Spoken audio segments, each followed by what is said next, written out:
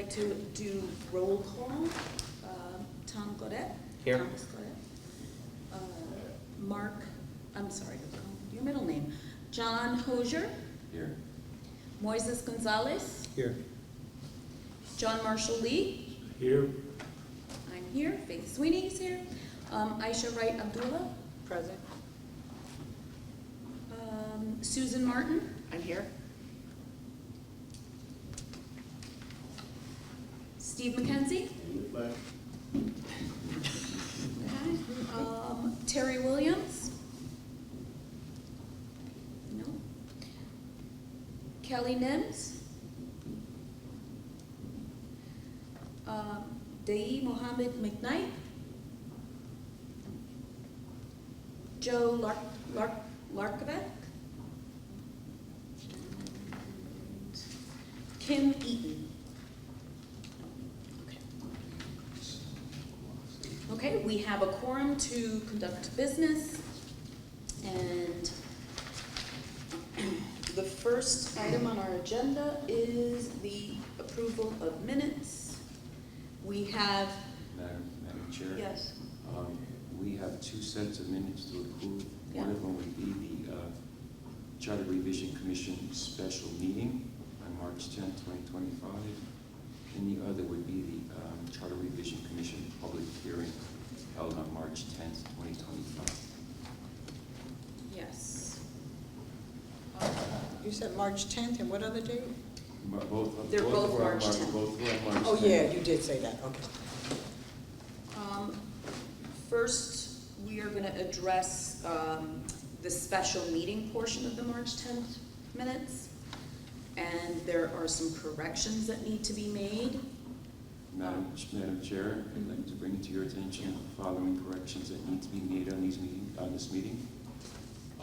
As it reads Commissioner Eaton, it should read Commissioner Sweeney. Call the meeting to order at not 6:11 but 5:45 p.m. Furthermore, Commissioner Sweeney said that the commission would be holding a public hearing next. That should read, Commissioner Sweeney said that the commission will be holding its next special meeting on March 15th at 999 Broad Street at 10 a.m. Furthermore, the other change that needs to be made is that the special meeting was adjourned at 6 p.m. Madam Chairman, I move that we accept the minutes as amended. Is there a second? Is there a second? I second it. All those in favor? All those in favor? All those opposed? The motion has passed. Okay, so that, folks, Terry's not here, so I'm trying to take notes as well. So you motioned, and who second? Okay, Madam Chairman, the next item for the minutes would be the Charter Revision Commission public hearing held on March 10th, 2025. Anybody have any amendments that they'd like to bring to it?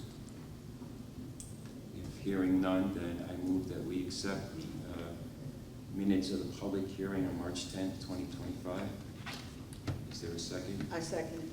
All those in favor? Aye. Opposed? Motion passes. Okay, thank you.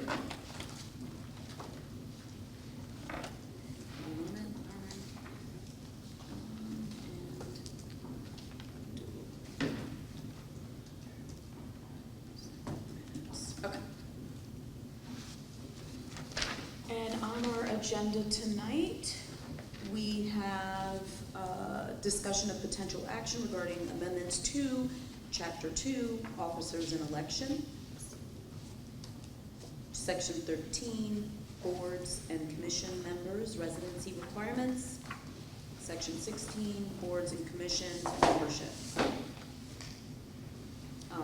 All of the sections of the Charter related to the boards and commissions. I do want to,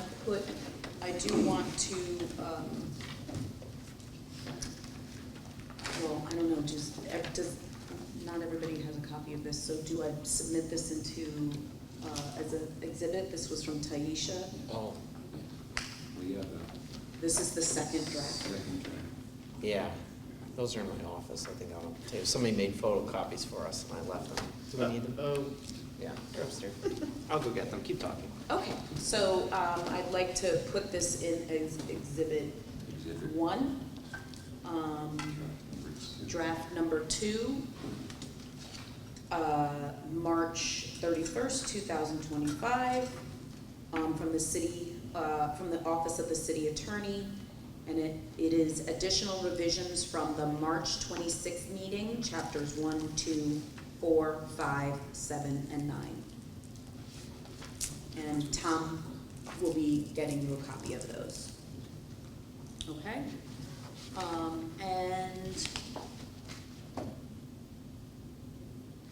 Okay, moving to chapter 2, officers and election, boards, section 13, boards and commission members' residency requirements.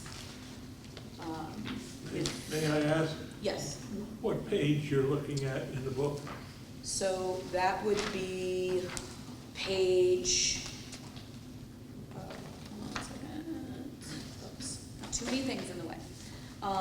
Section 13 is on page 4 of 69.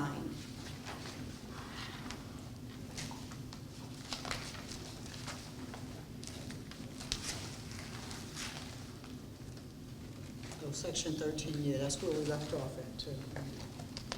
Yes.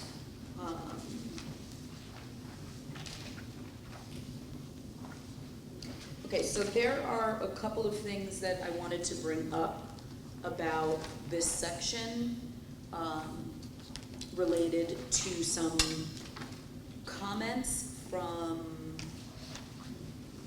that we received, and I wanted to, from the council, from the March 10th public hearing, and the information comes from Councilwoman Maria Pereira, and one of her comments was, and which relates to this section because it's talking about appointments. No municipal employee, elected or appointed official, may serve concurrently as a voting member of board, commission, or similar municipal body unless expressly authorized by state law. I wanted to bring that into discussion and to hear anybody's thoughts on that. Is this something that we want to consider for that section? This is section 13, right? Yep. So section 13 reads, boards and commissions member residency requirements. Except as otherwise provided in this charter, no person shall be appointed to any board or commission established by this charter who is not a resident or registered voter of the city of Bridgeport. of the city. So this is something, an additional,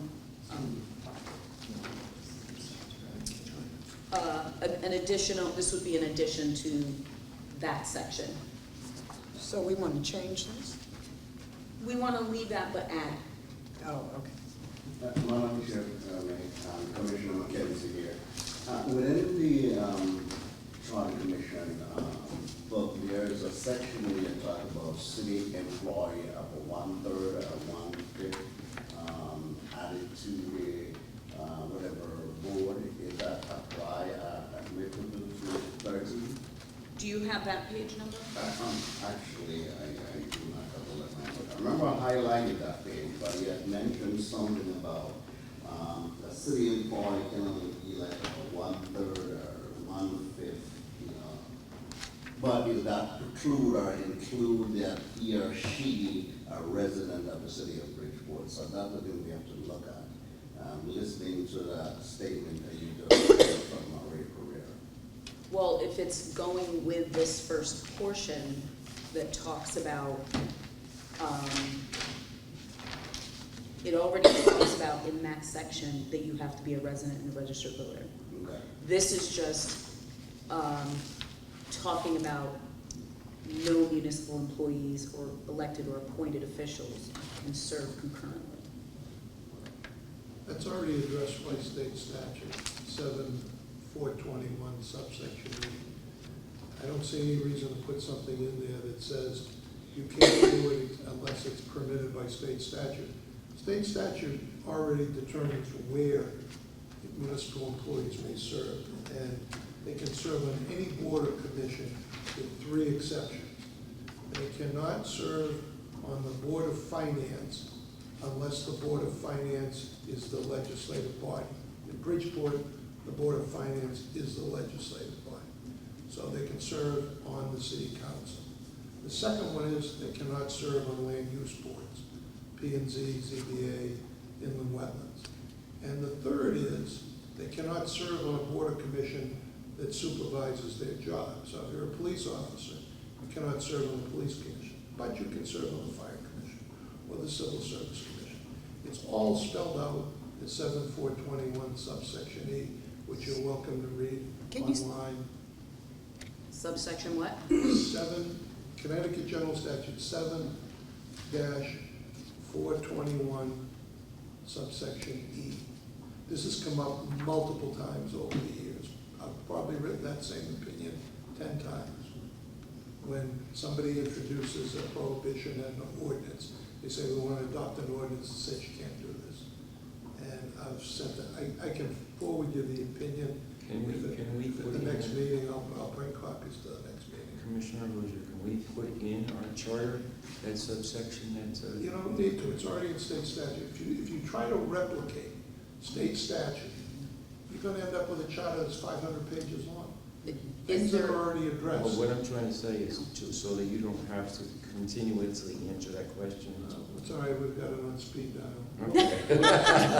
Like, but is it possible, because it says it right here in section 11, where it says section 9-15A of the Connecticut General State Statute, is there something that we could put there that? There is a reference to, Right. this reference to Connecticut General Statutes. Next one, I just Listen, you can do reference whatever that. you want, but starting to reference state statutes means you should be referencing all the applicable states. yeah, and you don't want to get It's into a that. hopeless task. You don't We have wanna- enough problems Yep. dealing with the charter, and then the next step will be to modernize our ordinances, some of which are violative of state statute, because, there's changes in laws.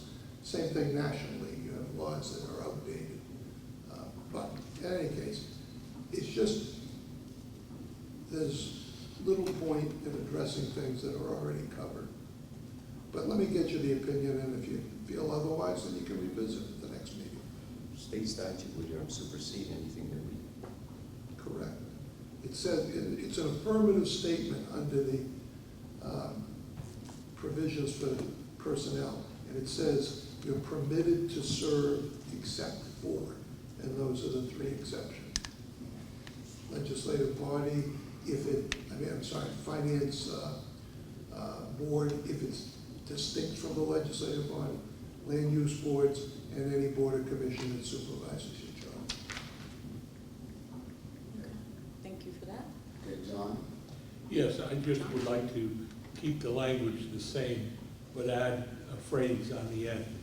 And while I understand that we've got it in an ordinance, but I think that it bears, because I've watched how the ordinance hasn't been reviewed and looked at. So right now, section 13, except as otherwise provided in this chapter, no person shall be appointed to any board or commission established by this charter who's not a resident, comma, registered voter of the city, comma, and attest to that during the month of January while they hold the position. Now, that attestation, if you want to locate that, that's done at the town clerk's office at the moment. So what you're, and attest to that, and attest to, Residents. It's attesting to residents. right, And but I attest just want to to use the- language. To the 2 issues, the residence and the registration as a voter, because those are the two requirements. And so let them attest to that annually. We've had situations in the city, we may have one developing right now, where by doing that, that's not under oath, but that's a challenge. Commissioner, I've had to do that this past year, but I have to say that it's not something that's enforced. It's been discussed. Well, we can talk about It's not- enforcement it's not otherwise, enforced. but it's in the charter, so that's more serious than an ordinance, I'm understanding. Well, two things. One is just a procedural issue, or I don't know what you call it, but as you see from Taisha's draft, we're killing section 13. The reason we're killing it is because the same language is covered by section 2. So if you go to page 5 of 26, so the first page of chapter 2, you'll notice in section 2 that it now says, all officers of the city elected or appointed, including board and commission members. So that's swooped in everybody. Now, all these people are considered officers, have to be resident electors of the city. So I'm just saying, just for everyone's notes, if you're looking to amend 13, we were actually killing 13 completely. So that's just a kind of a procedural thing. As far as the substance, you know. Well, it's, so you're talking about the highlighted yellow? Yes, that was added here so that section 13 is no longer needed. In other words, we kind of had two different sections. One saying all officers need to be Bridgeport electors, and all boards and commissions need to be electors. So one. Well, all boards and commissions are officers, and so we just combine them. So I just wanted to note that, because if people are trying to amend 13 and we're killing it, then that gets confusing. But on the substance of the issue, I mean, you know, I know the ordinance was passed, and I know why, and I know we've had some issues or allegations of people not living in the city, but Yeah, because she took it out. I will say, there's a ton of boards and commissions, to your point, John, that don't follow this, that forget every year. We have even some elected officials that don't do it. And I really question whether or not, you know, elected people in our city and our boards and commissions should be expected, whether we should expect that John Hosier or John Larshevik every year goes down to the town clerk's office to certify his residency when these people are just supposed to follow the law, period. And, you know, especially when you create obligations that then goes unenforced, it kind of weakens it, you know what I mean? So I do have that Well, let's concern. put it in fine. Well, I guess we'll get to that when we get to the Ethics Commission. That's a good point. Maybe that's a way to deal with it. Wouldn't you want the language here? If we can find them for it. I don't know if we can. We're going to find that out. On that note, I called the Office of State Ethics after our last meeting, and they said, give us a couple weeks. We'll come back to you. They don't have a model ordinance that they would recommend, but they want to look at what we've got and maybe point us in the right directions or give us some feedback. So I think that's worth considering if there's some teeth to it, but if it's not and no one's going to follow it, I hate putting words in a serious document that then is going to go unenforced, especially It's like a joke. words or obligations for people to register when it's already the law that they have to live here. You know what I mean? It's kind of like But we're what double happens stating when the they obvious. sneak in under, because we don't look at everybody every time? And last year, in 2024, I can count it, because I did 3 times. I went to the town clerk's office in November, December, twice, and there were there were only 15 to 17 people signed in. There were 150 who have an obligation. You're making my point, which is if no one's going to follow and it goes unenforced. But no, if I blow a whistle on somebody at the moment, Yeah. I'll make your point the other way. Just saying, why should somebody try to sneak in under and say that they reside at a certain address and they're not there? How many years did that happen with the Civil Service Commission? Commissioner Lee, just to bring it to Tom's point, can we address that under the other? Yes, no I problem. think that would be the proper place to put it in ethics. Thank you. It's a fair point, and I just want to say to John's credit, I don't disagree with you that people have tried to abuse this in the past, and I don't want to diminish the obligation. So I hear And you. that's I think possibly that's where this- a great point, but I think we can address it under ethics. Yes, Thank you. that's good. Okay, so we can, all right, thank you. Commissioner Hosier, just on chapter 2, removal of certain officers, section 17, points A and B. The word incompetent, that the council and or the mayor has the right to remove an official due to incompetency. Now, I think that's a pretty vague term. Somebody can forget something and somebody can turn around and say, well, he's incompetent. So if we can possibly just remove that word or define it better. Where do you have it? Section 17, chapter 2, I don't know the page, but we'll put that down. It's an A and B. 5 A of and- 69? Yeah, it says, Oh, if the it's- mayor believes that any person appointed to the office by him or her predecessors to be incompetent, I have a problem with that word. It's open to interpretation, and the same thing in regards to the city council having that power, the word incompetent. Now, I don't know if by legal advice, if we could just remove that word, or if we can come up with better terminology. So we did have another suggestion about that section. Can we just stick with this one first? Is there, I have a question. Commissioner McKenzie here, that instead of incompetent, if they have a violation of their duty and responsibility, then that will call for determination of either you remove that person, from their post or position. That would create any risk to the city government or whatever capacity that the individual served. But, okay, on that point, who determines what a violation is? Well- Unless they're spelled out in regards to what violations are. Well, here's the thing, okay, if you look at the ethics commission, the whole purpose of the body of it is structured that and put in place that if somebody create a violation beyond the capacity of their duty and their work, this is where the ethics commission would look at that violation and deem if there's a probable cause within that violation, and then render its verdict of what course of action to take.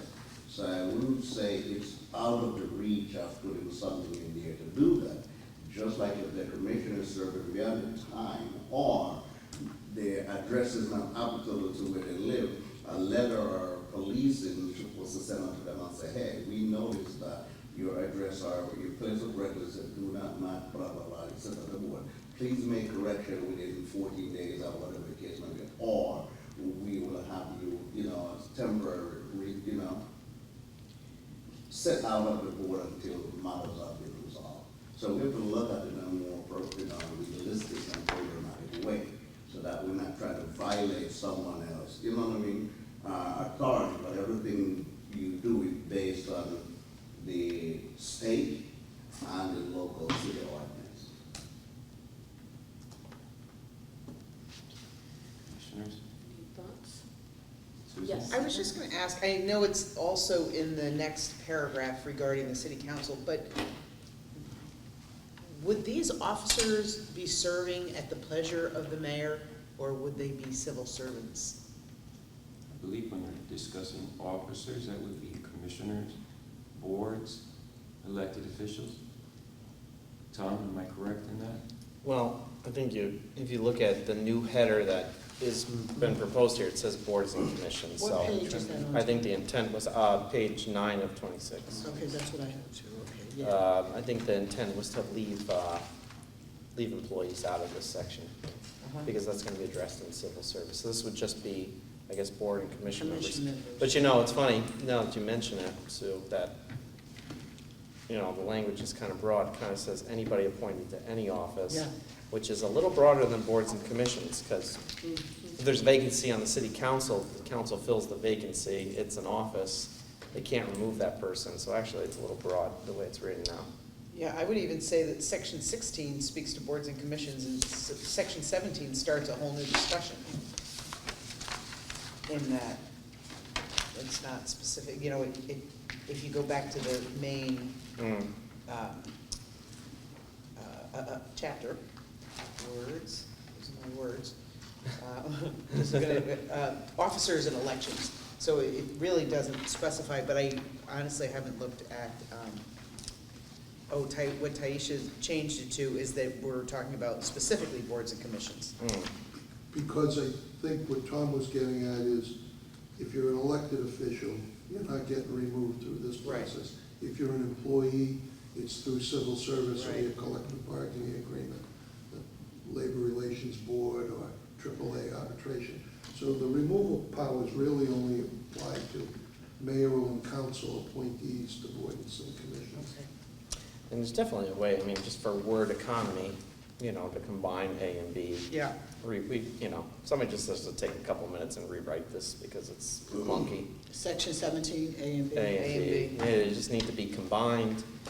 To Sue's point, it just needs to address board and commissions. And it needs Shouldn't a matter how they get there, you Get know. rid of the word And then the incompetent. question, I'm curious, Mark, what do you think about John's criticism of the word incompetent and how vague it is? Is there like I don't know what the legal definition of incompetent is, outside of like incompetent to testify or something, you know?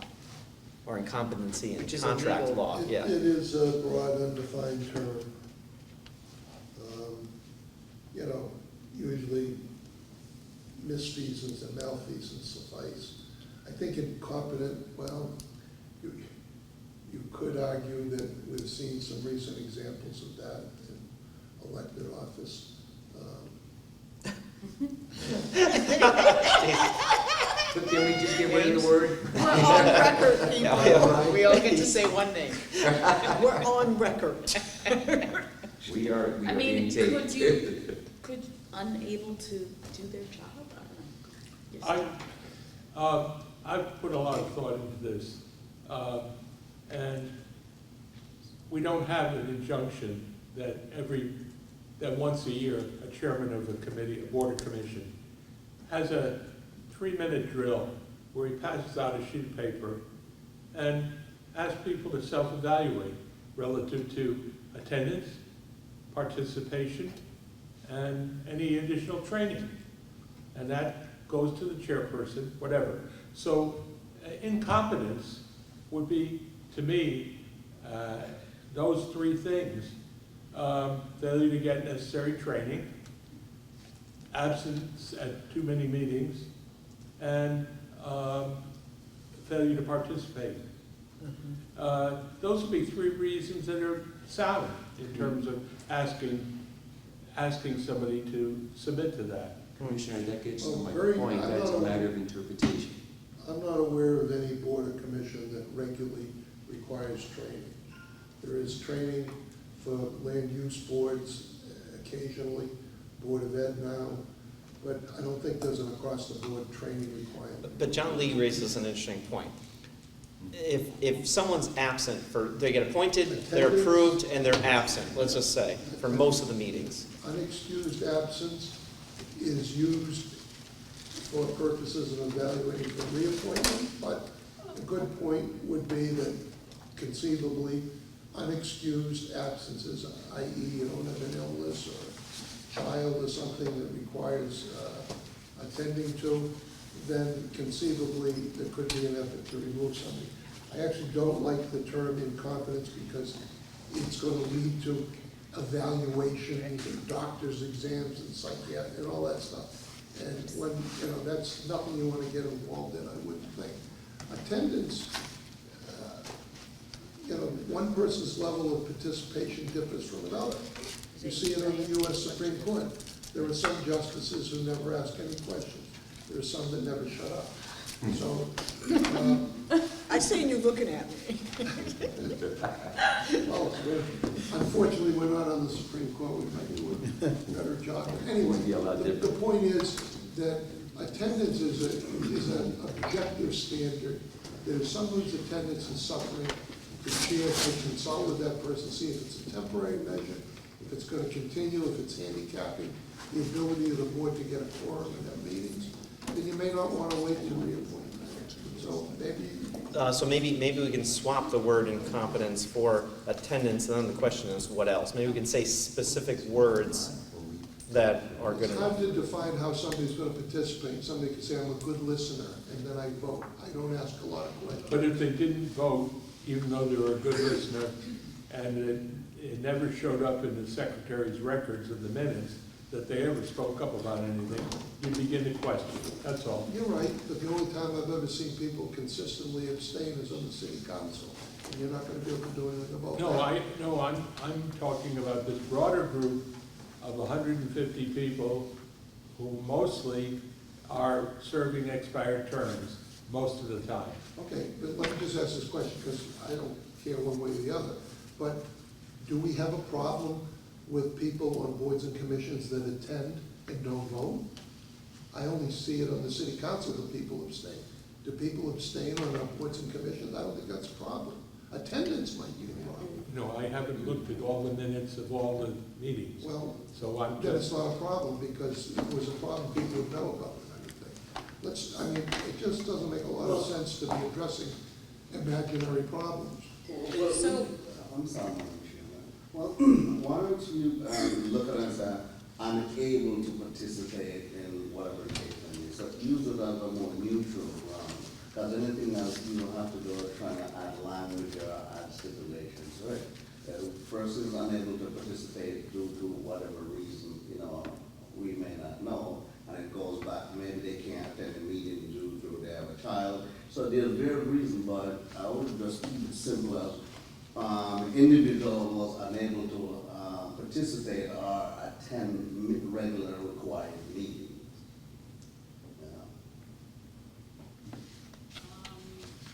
And Commissioner Gaudet's recommendation of combining yeah. A and B. So what I was gonna, so I'm Yeah, just keeping it's notes, cool. maybe to pass on to Taisha, was gonna be combine the two sections and reword it so it's not clunky. Yeah. Only reference, to Sue's point, boards and commission members, and then get rid of incompetence, but maybe add attendance. And then the question was, what else do you want to say besides attendance? You just want to leave it at attendance, and between malfeasance, misfeasance, ethics, and attendance, we've covered enough. I think attendance is very specific, and why wouldn't a commission talk about or board talk about what is going to remove them from that Well, the attendance is position? important, because if you have a commission So that you only want that has in this, just enough people to have a quorum, and if somebody is consistently absent, that affects the business of the commission. That's exactly what I was just gonna say. In an oddball case, where you have a number of commissioners that may be expired, just not showing up, the body now is bigger, it's inflated artificially because they're not coming, and so your quorum requirements are higher. Yes. So if there was a way to remove them by not showing up, absent just replacing them with someone who's actually going to come, I can think of one of these commissions that doesn't meet very much. The Food Policy Council is probably a bunch of people that don't show up to meetings. If they needed to do a meeting and people just didn't want to show up anymore and there wasn't enough time to appoint a bunch of new people, I could see a world where maybe you remove a bunch through this process so you don't have a quorum. I don't know. I know it's we're getting into the Chronic weeds on really oddball absenteeism. stuff. Yeah. Maybe that phrasing? Or how about Absenteeism? participation? I'm sorry. Participation? Well, participation is vague, Yeah. I'm going back to some of the Mark, statement that you made, we have to look at, we would participate in a while, then we start adding line up participation. We have to go around or ring around just to do that, but if we're looking to say now, absentee from the board in a number of cases to create, a quorum or not able to officiate, required business, and it can create an effect. For instance, a lot of times there are emergency meetings that call that it require that he or she individual to be present to vote on a particular matter or address a certain emergency, things come to the table. We are, 9 out of 10 times, sometimes doesn't happen, but on a regular meeting, I think it's important for us to address that in terms of not attending the absentee, it creates a problem. So neglecting responsibilities as a board member such as absenteeism? There you go. Is that what you're? maybe other things. Okay, so are we, well, we're not really Can voting we- yet, but we are, We're adopting that as a draft now, and then we will go to the next. so to be clear, we're talking about combining sections, subsection A and B Yes. in section 17, which is newly, removal of certain board and commission members. Right. Okay? And neglecting the responsibility as a board member, such as absenteeism and probably others. And removal of removing the word incompetent, removal of the word incompetent. Okay, Commissioners? Yes. fantastic. All right, I guess I should go to this. And so, any other discussion on, where are we? Section, on our agenda, we have,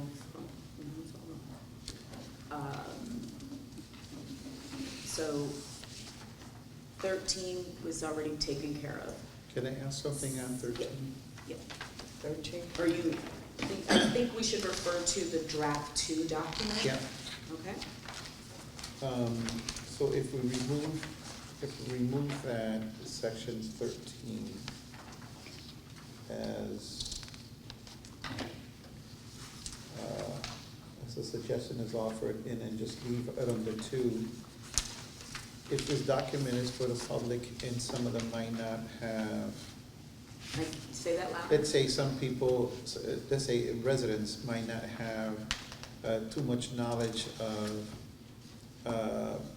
the legal lingo, for example, and they're looking for some information about boards and commission and their residencies, and it only, in section 2, we're only gonna keep section 2, it says officers to be residents and registered voters. And although board and commission members is listed there, a lot of people are gonna look for the title. What do you mean? For example, if it says section 13, it says board and commission members, residency requirements. It's pretty much highlighted. If they're gonna look for it, let's say they're gonna look for it on the website, and I'm just curious, should we add that on there, officers, board and commissions, on that number 2 heading, section 2 heading? Oh, I see what If you're we're taking it out of 13?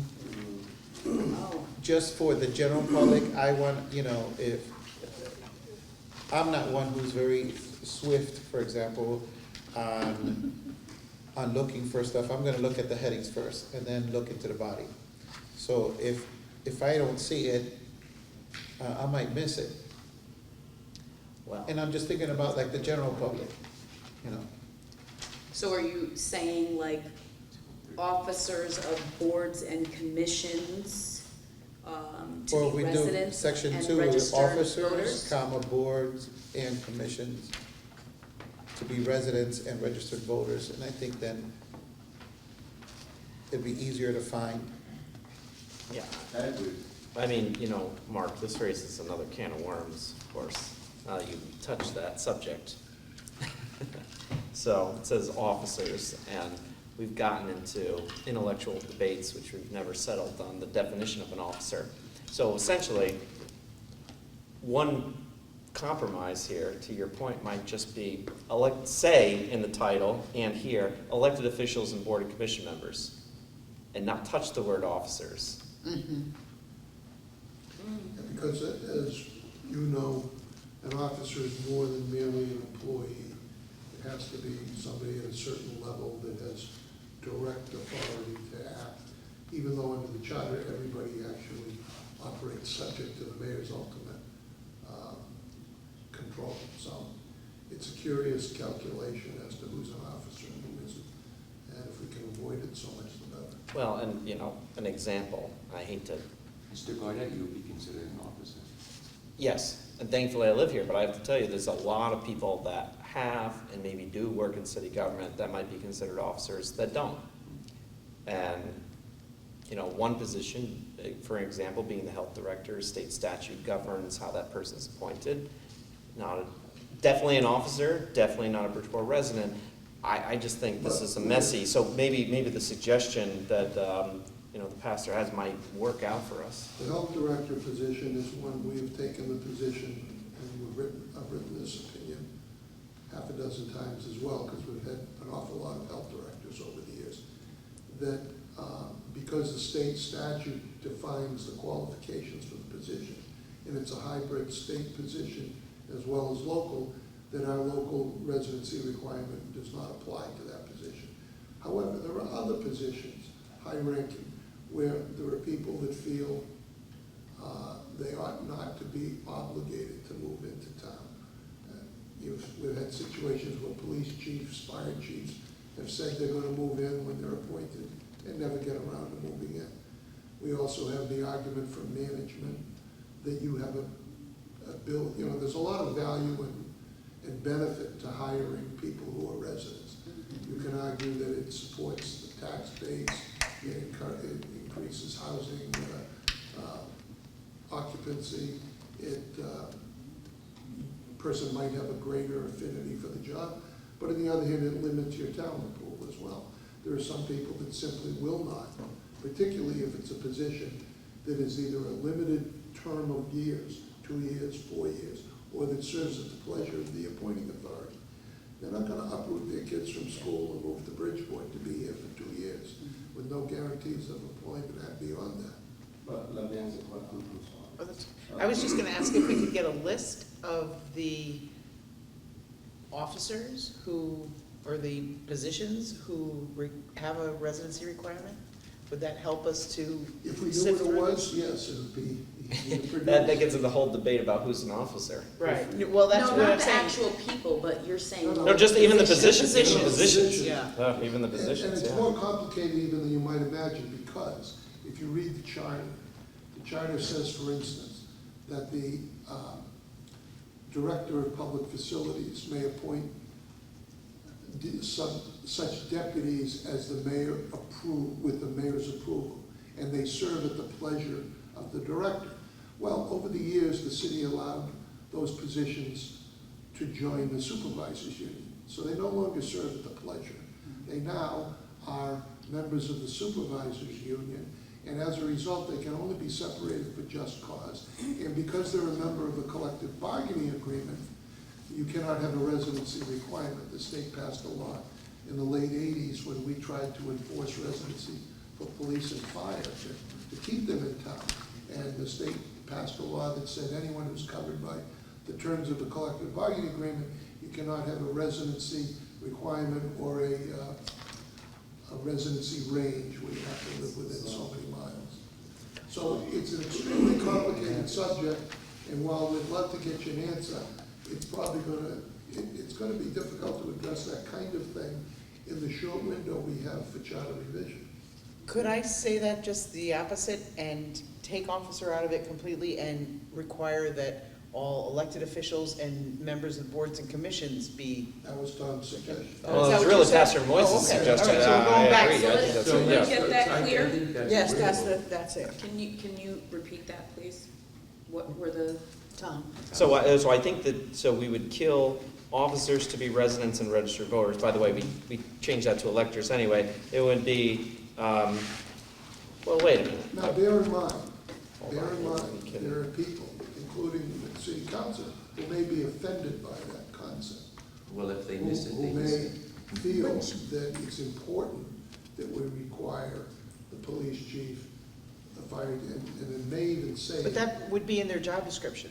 It may No, also. rather than in the charter. It may also be, I'd have to look, I honestly don't recall if the charter might specify that the police chief and fire chief needs to specifically be in there. so if we're considering the changes, the change, which, can you repeat what that was? Mine was a question, and then I think Tom had Tom- language. Tom Tom had very the language. eloquently Can you gave repeat that? it Well, a title. Honestly, I'm trying to make up my own mind what the heck it's supposed to say. So we take Oh, on all boards officers, at will. ones that only, Elected officials. official and board member. Board and commission Board and commission members to be residents. Be resident. Okay, just say, maybe you know what we could do? We can always just say, title the thing residency requirement or something.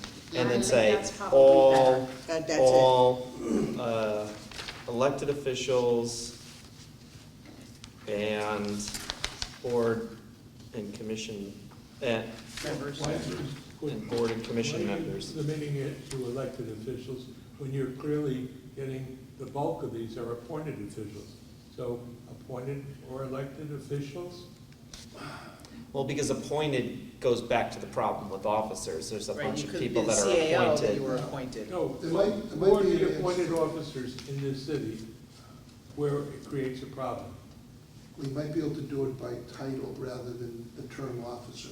Maybe what we should do is look through the chart Mhm. and decide what positions it would make sense to have the residency fund. Then you put it in their section of the chart, where it talks about appointing the police chief, or the fire chief, or the public facilities director, or the whomever. And you just put in that section that residency is a requirement. That way you don't have to worry about whether an officer or not, you do it title by title. And hopefully it'll only be a small group. But that's exactly what I'm saying, but I'm saying, don't put it in the charter, like we talked about being nimble, you know, in other areas. If you put it in their job description, then it's irrelevant, because maybe at some point, there's a fire chief that, you know, is stellar, and you No, don't want. I thought you were saying put it in the, throughout the charter, wherever their description is, put that. Well, that's what I was saying, but the But this idea of is having not flexibility. charter in the job description. Well, No, I think it should be in the charter. no, here's my thing. When you look at even the Board of Education, there are various stipulations that in order for you to be a superintendent or whatever it is, you have to become the resident of the city of Bridgeport. It's part of your job description. Now, I've worked in North for over 10 years, and any elected official serving any board or serving any capacity, once they sign on that line, they sign the requirement that you have to live within the jurisdiction that you serve. Now, what I'm seeing over the years with the city of Bridgeport is that it's some was required to live in Bridgeport, others are required do not follow the process of living in Bridgeport.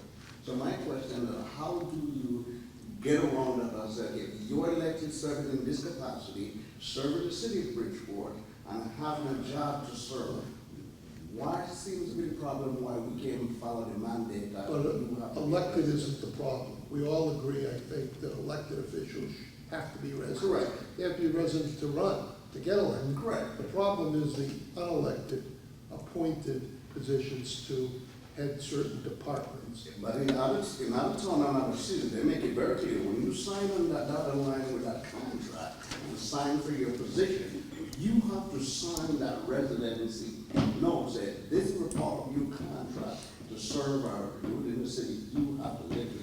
So, Mark, to that point, because I thought about the same thing, it's already a requirement that every elected official has to live in Bridgeport Correct. anyway, right? Yeah. There's no exception to that rule anywhere, ever, Nope. right? Nope. So then, I mean, one way to handle this is in section 16 where it says board and commission's membership, add a line before the discrimination clause that says all board and commission members shall be resident electors of the city. Kill section 2 entirely, because elected officials are already covered. It's just a given. There's no exception to that rule. Okay. How's Yeah, that? it belongs there. Yeah. Okay. See what you started? Okay, that's good. Here's the thing that we have to look at, if you don't mind, Madam Chairman. If you look at the paradigm shift in Bridgeport, Bridgeport is changing where we're gonna bring in more residents. We're bringing more density. So we need to have a governing body on board that create a format of rules and regulation. Because some of those people are gonna come sit on the board. Some of those people are gonna participate in the city that they reside in. So if we don't have a consistency in place with the rules and regulation, it's gonna be the same tumbling on the road again. And then they always use the word, it's only in Bridgeport. So how do we change the stigma? By putting the law and putting the things in place right now. So when the new people come in, they say that Bridgeport is growing, Bridgeport is evolving, Bridgeport economy is changing, Bridgeport have rules and regulation in place.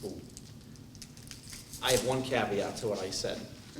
There's a random, and you probably know this better than I would, studying this. random boards and commissions sometimes will have ex officio members as a result of their position. So let's suppose there was a board that had Airport. the chair of the BRBC. Oh, the airport commission's a good one. The mayor of Stratford's in it. Well, she's not a resident elector of Bridgeport. She can't be. So, except when, so there should be an exception, except when such board or commission member serves In an ex officio. as a result of their position or in their capacity. I don't know how to say that eloquently. Ex officio is slightly different, right? Because that usually means non-voting. Another Um, example is the WPCA with the city engineer, the city attorney. Right. So what would you say to deal with that? You'd say, except when Except when they're serving by virtue of their Position. Position, office or position, their office or position. As I hate to use defined the word officer. as defined in their, Vote on it, Commission. raise, vote on financial gain or whatever the case may be. That would be something that they have to abstain from. But here's the challenge. If you have five, I'm gonna say five, if you have 5 members that serve on the board, right? And that 5 members have to vote, and it's coming to be a financial capacity, and 2 dropped off, you see what happened? We have a problem. We can't vote. So how do we change that, per that. Why don't we put 1/3 of whoever worked in the board, and the majority of the board have been voting right? So even if they abstain from voting, you still have a quorum. You see what I mean? Go ahead. So when do the 2 drop off? When the 2 drop off, they have to No, vote but in terms of. before their term is over? No. I'm talking junior voting, because when you sit on those vote, you have to vote, and again, you have to vote in terms of certain things that happen with. Right, routinely. But I'm saying, listen, they have to vote, we discussed earlier, that gonna affect the financial or anything in those capacity. If 2 have to abstain themselves, you let the board cripple them. So what I'm saying, even if you put a 1/3 on the vote and a majority that does not have financial bearing and care to that voting, then I think that would be a much better way of looking at it. So, I have one question. Mark, would Robert's Rules of Order address that issue? If 2 members of, you have 5 members, quorum, so on and so here. Would Robert's Rules of Order address that? Well, there's on very rare occasions, we have argued the rule of necessity, where you cannot get a quorum of a board and an action must be taken. And we have argued that the action was lawful, even though taken by less than a quorum. But that's not the routine. It's where we, for instance, the best example is the city council. When right now they're dealing with CDBG allocations of funds. And the last step in that is a vote by the city council to approve or amend and then approve the recommendations from the Citizens Union Committee for distribution of federal grants to recipient organizations. For many years, more than half the city council has had a technical conflict of interest because they have served on boards or commissions of one applicant. And if you have a relationship with one applicant, you can't participate in the process. So we have had less than a quorum of the city council serve as that appointing authority, a selection committee. You might only have 9 people that sit on it, in which case 5 get to rule on it. But you can't do that as a routine matter. And you also, it's extraordinarily complex if you attempted to do that in an adversarial scenario, such as one of your land use boards, where when you grant a permit or an approval or a variance or something, and somebody's impacted by that, they're gonna challenge it. So I don't think it's a broad-based solution is what I'll leave it at.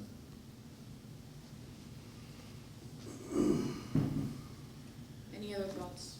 Okay, go ahead. Section 11, Board of Admission of Electors.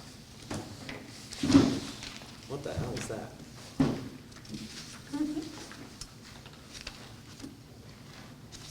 I'm reading the statute and I still don't understand it.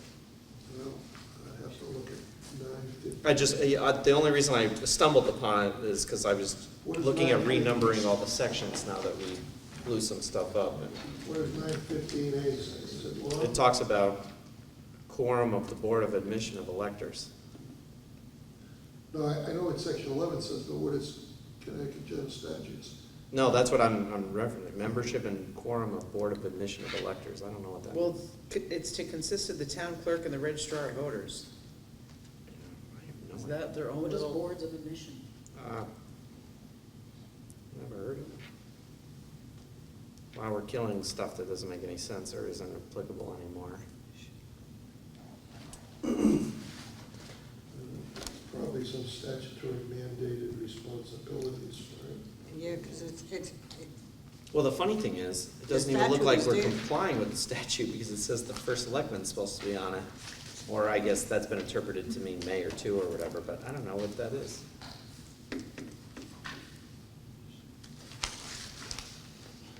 Just a quick question, you guys, brought up official officers in that section 2, and officers is also in the title of chapter 2. So is that something that needs to be considered also?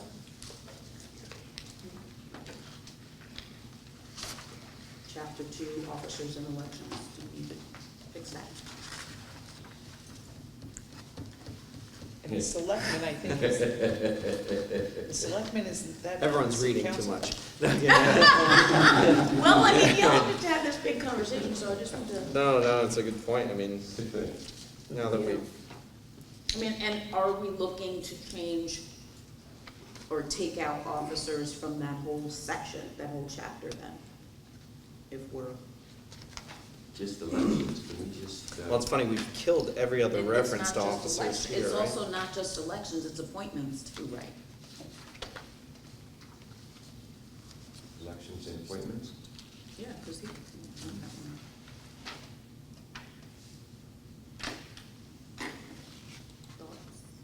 Yeah, why not city elections and appointments? Elections and Elections appointments. Yeah, that's acceptable. Clean. For chapter 2. Good catch. That's why she's the chair. No, it's not. But thanks. It makes me feel good. So the suggestion now is gonna be elections and appointments? Defense. Elections and appointments. Yes. I don't see it here, but my mind moves. I'm taking the 30,000 foot view, and we're looking at boards and commissions. Is there a process for, where is the place that we talk about how they come to be formed and how they come to be slain, removed? Because, again, my work for 10 years has been to keep observing that the failure to appoint sufficient numbers of people to keep there being quorums left us with 2 boards and commissions who died in plain sight. And that's, but we didn't get rid of them. We kept them up on the website for a while. And as has been said, nobody mentioned anything until people got involved and got them to do something about it. So if we wanted a new board or commission, what's the process? I asked Tom and the attorney. Okay, good. I mean, I can address that, which is some of the boards are established by charter Right. and govern there.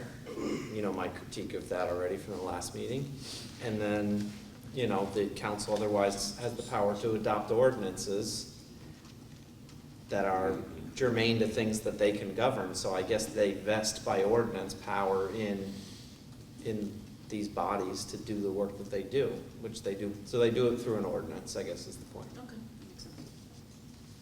Do we have a listing of all of those types of boards, commissions, Commissioner, bodies? I asked Andy Toledo to get that information for us. Do we have it yet? Today.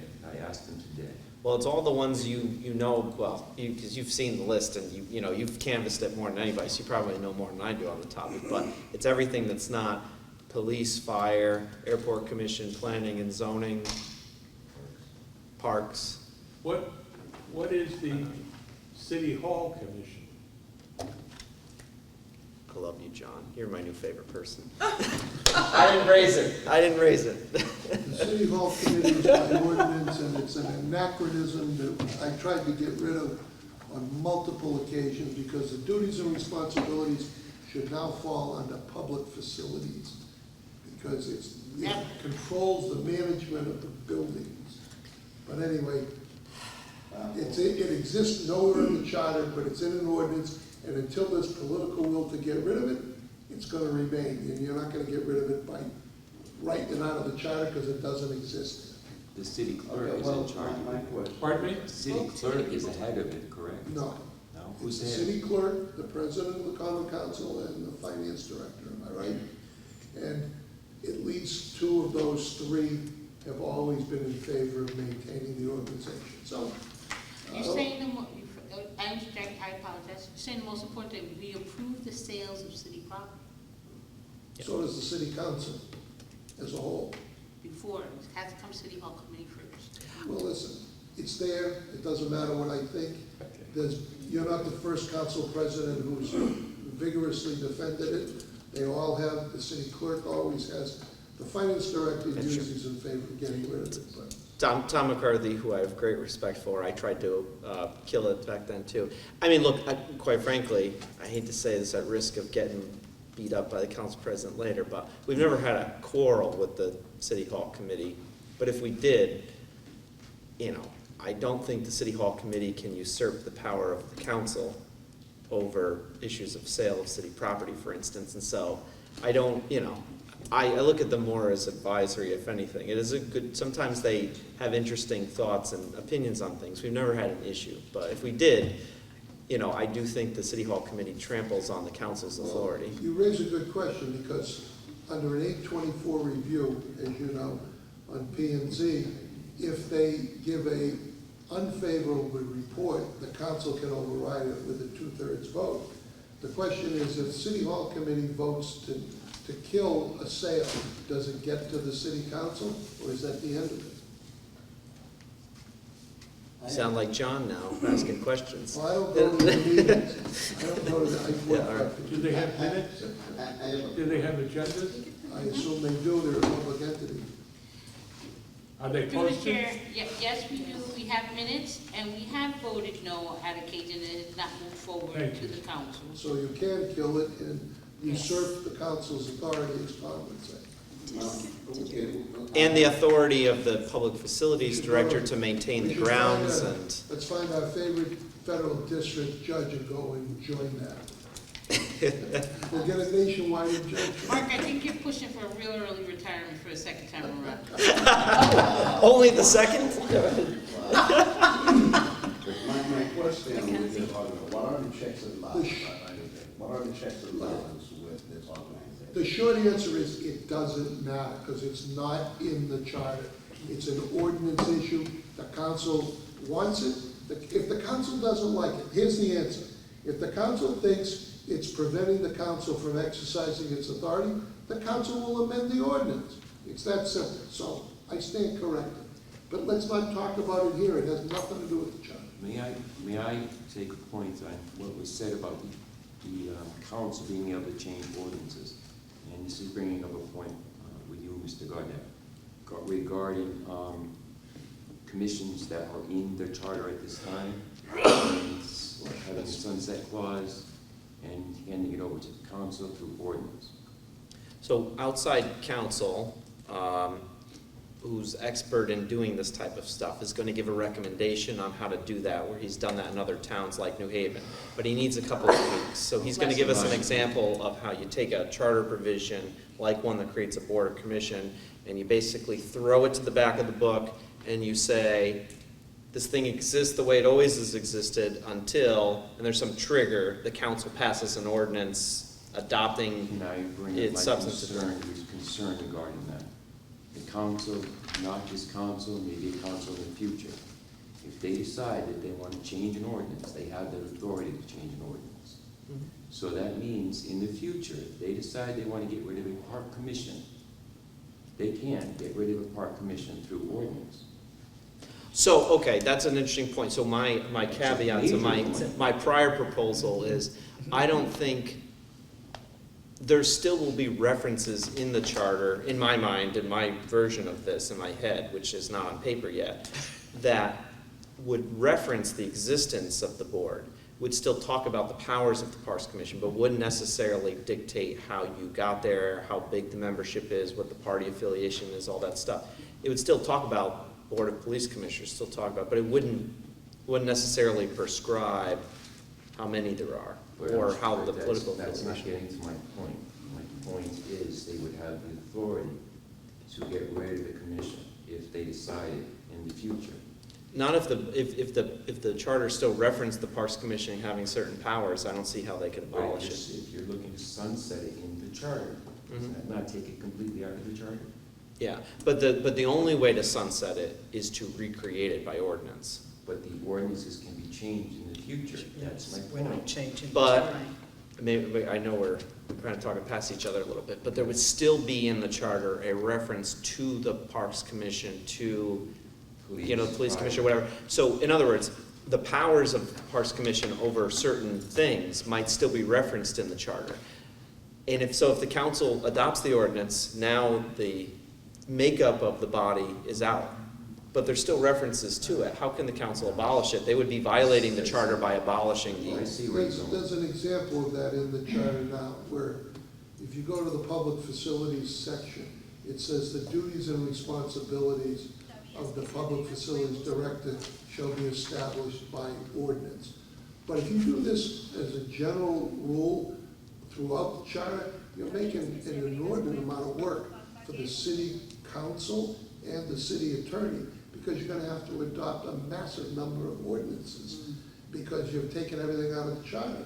And now you're gonna have 6 months or a year before you get all these ordinances in. well, what's the difference between us amending the 4 right now in charter revision and then doing 4 ordinances? I mean, what's the Because- difference? Who's writing all the ordinances? Who's writing the charter? Well, I mean, we're all working on the it's same, only you know. the- And we have less time, we have a deadline, the city council can take their sweet time. If you have a deadline, you have less need, never mind. I don't know, I mean, I hear you, but I'm just saying, we've got till June 16th to report back to the council, which means on top of all the other So stuff we only- haven't gotten so to, only we're gonna have to change police, fire, planning and zoning, and parks commission right now, library, we're gonna have to do that work now, or just skip it entirely and leave it the way it is. Why do you need to change any of it? What's the problem? Is it need changes? Yeah, just leave it. Okay, I didn't know No, I'm just saying- I thought everyone was You're critical of the way the talking appointments are about- made. you're talking about the I'm Steve- critical No, of it. just You're leave it. talking about the Steve Mednick approach, which is to have a bare bones charter and flush everything out in the ordinances, which would be fine, except the minute that charter comes into play, you now have a massive hole because you don't have ordinances in place. But no, because everything would remain the way it is now until an ordinance is adopted, whenever they get to it, which has the benefit of specific forethought, bringing in people to talk about it, public hearings, all the things. Nothing's going away, it doesn't abolish it right away, it So doesn't. what are you gonna say? The charter does not become effective on a fixed date? Pieces of it become effective when ordinances come into play? Which they've done in other charters, definitely, yeah. It allows for this type of flexibility, also this public debate, which I don't know we're gonna be able to handle between now and June 16th. I'm just, okay, I mean, listen, maybe I would get out overruled, but I don't know how we're gonna be able to tackle all these issues, because fine, if we're gonna start talking about police and fire commission, and they gotta come before us and a bunch of other people. It's not my role, so I'm keeping quiet on it. If you're gonna go that route, though, you better make sure the city council leadership is on board for that, because you're gonna hand them a document that says that. And if they're not on board with that approach, then we're back to square one with no time left. Well, and the other thing too, to John's point about, well, which ones are in the charter and which ones aren't, there's a whole bunch that are not. Well, why? I don't know. Because I don't know, because whoever wrote it back in the day felt like it, and these are the ones that are there, and Maybe the other they ones need are to by be in the ordinance. charter. What's that? Maybe they need to be written into the charter. Oh, boy, well, we better start getting ready for a new, I know, but a I'm new just- charter revision like, commission this after is- we're done, 'cause there's not enough time, Okay. you know. All right, I'm sorry to have opened that, but that's, I have a major concern about that. Another point I'd like to bring to us, if that's okay, in regards to our discussion about eliminating the election of city clerk and town clerk, in making the quote-unquote deputy clerk the city clerk or town clerk. Who would that person be accountable to? Whereas right now, the city clerk and town clerk are accountable to the electorate. If we change it to a civil service position, who would they be accountable to? That's a question I think we need to address, not necessarily tonight, but just something that's food for thought. I have another question. Well, I would like us to do because I'd like to stick to what's on the agenda right now Yes. and finish whatever is there, and if there's a time for more comments, we can be open to them. Because I think I have one that we can really quickly fix. Which one? Section 16, still in chapter 2, boards and commissions. I see there was a change, page 8 out of 26. There was a change to include sexual orientation to the list of protected classes. I think that is important to add, but there are also more that I think we should consider. Such as? Such as, let me just make sure. What is section 8? Section 16, page 8 of 26, in the draft 2 document. So, other protected classes that I would like to consider adding would be disability. We already have sexual orientation here.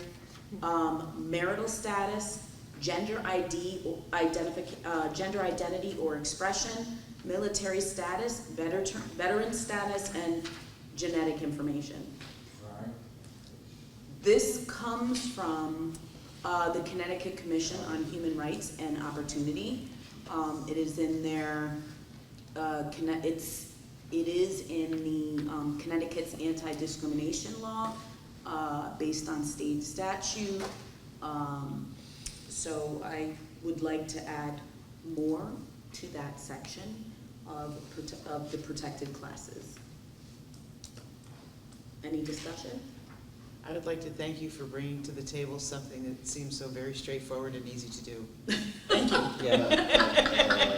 That's who I am. Because my head is spinning from everything else. If there's only an It's an easy affirmation, fix. if there's only an affirmation, no question, no discussion, would you be content and move on? Just do me a favor, we don't have to debate it, if, I agree, if it's in the Connecticut code, then we should just It is. adopt it. Genetic information's an interesting one that I'm sure we're gonna have a whole debate about, but I won't question if the legislature found it necessary to adopt it, I'm sure they discussed it. But can you just, can you just email the exact language of the I will. classes and then we'll Yep. get it added? I Okay. will email it to you. I don't know either. We can look it up though. Genetic information, but you know, I mean, there's like 23andMe, your information is out there, so, you know. That's probably it right there. Right. Okay. And then is there any other discussion about that section? Any other considerations? It's, boards and commission, Oh. nope, sorry. Section 15, the city council shall provide by ordinance the establishment of an ethics commission. Never mind, I'm causing trouble. And they have, I know, but that's. I have one So you question. don't want to go home? I do wanna go I have home. one question. And again, it's just that we're removing a section, but what are we replacing it with? That number? Well, so that, you brought up a good point, because I wanted to say that these need to be renumbered. Correct. Tom's doing that. Well, I'm gonna give my stuff, since Taisha's Yeah, we been consolidate Yeah, the person, that's I'll what- give her yeah, my you- notes, and then I'll take it back and double check it, but yeah, they need to be Yeah, that's what you renumbered. were doing, right? Because we're getting rid of section 2 and 13, and we're waiting on Mark to tell us what a Board of Admission of Electors And is. then the letter A And and then the B. statute, I have no idea. It doesn't make any sense, right? It doesn't say what their duties are. Yeah. And by the way, if it's established by statute, then we wouldn't need to reference it anyway, so I mean, Right, so why don't we just? so we should probably kill section 11 too then. Section 11. And then we have to read letter on 17 A and B since we're combining them. Wait, say that again? Aisha's gonna do that, right? 17. I'm gonna give But her- it's good to actually put it in the minutes. Yeah. So, I mean, the video minutes. So we're killing sections Can we not say 2, killing, can we say remove, please? removing sections 2, 11, and 13. And we're combining in section Give me a- 17, we're combining the A and B, so then we have to re-letter that. Right. So wait, repeat the remove again, repeat. Removing sections 2, 11, and 13. 17. Did I get that right? And 13. 13. 13. Okay. Can I tell you what the genetic information thing is? Yes. It means anyone may obtain their genetic information to make important lifestyle and medical decisions without fear of genetic information discrimination at work or through their health insurance. The Genetic Information Non-Discrimination Act, GINA, prevents employers from making job-related decisions such as hiring, firing based on genetic health information. Oh. The only difference is when we're appointing to boards and commissions, we're not acquiring that information. We're not asking for it. I think when you go for employment, you go for medical Physical. screenings, et cetera. So I don't know that you need to put it in. Wanna I'm not take sure that there's one any out? harm. Yeah, because that doesn't. Well, you know, It the other, suggests we have a duty to acquire. well, you know, what's funny, just to- Right. It's asking. on this point about like discrimination in general, maybe there should just be a more generic discrimination clause that covers, I don't know why it's specific to boards and commissions, it should just be everything, anywhere. Employment, boards and commissions, just anything any city official does ever should be governed by this, no? So maybe it belongs in like chapter 1, whenever we get to chapter 1, which may be another day, but. But I do think we should follow what the state has determined as their, because who knows, it could come up. Well, we're just not gonna throw everything in the pot. But I guess Don't make my thing those- is like, you know, just, this should be a rule across the board, so why Yeah. it's specifically under boards and commissions kind of odd, so maybe we should just bracket this So consider moving it to another and maybe chapter 1 make or it chapter another one, section. kind of a foundational. This could be a Board chapter. shall not discriminate on the basis of Okay. the city of Bridgewood nor any of its officers, agents, Commissioners. boards, Say officers. Don't say it. employees. Although it does go on to say that the appointing authority shall endeavor reflect the ethnic and cultural diversity of the city. And I think that does apply. That's Where in the did you- same section. Oh, maybe that we can It's keep. turn the page, it's the next line. Hold on, where am Yeah, that's important. But the goal would be to have the, I? Oh, that we do. Yeah, that makes that's- sense. That's yeah. important. Yeah, that's important. It's important, but it's also discrimination to the extent you're saying we're going to have balanced boards you're taking into account. It might be reverse discrimination, it might be affirmative discrimination, it might be for a good reason, but it's discrimination. True. Yeah, maybe it does. Glad you brought that point up. Well, there's no way, it's not self-executing, in other words, what are you gonna do about it, you know what I mean? They are, all of them are. You know, if every single person that gets appointed to the board identifies as a woman, what are you gonna do about it? You know, I mean, and that's why maybe it's just best to not even. So do we want to consider taking that out based on what you just said?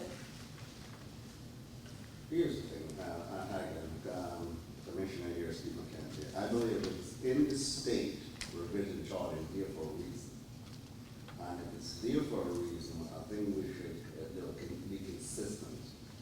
Now, we put it in there, because if you're not, someone's gonna point it out, like, oh, you didn't include me.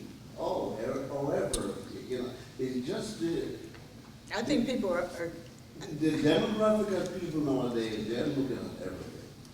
And if we're going to do checks and balances and trying to identify our cover thing to make our city function and flow and not discriminating about anyone sit on the board, because I'm looking, everyone is human, period. So whoever human want to sit on the board, I don't care. They bring the knowledge, they bring experience, and I can learn something, let's do it. Can you go back to why this would be discrimination?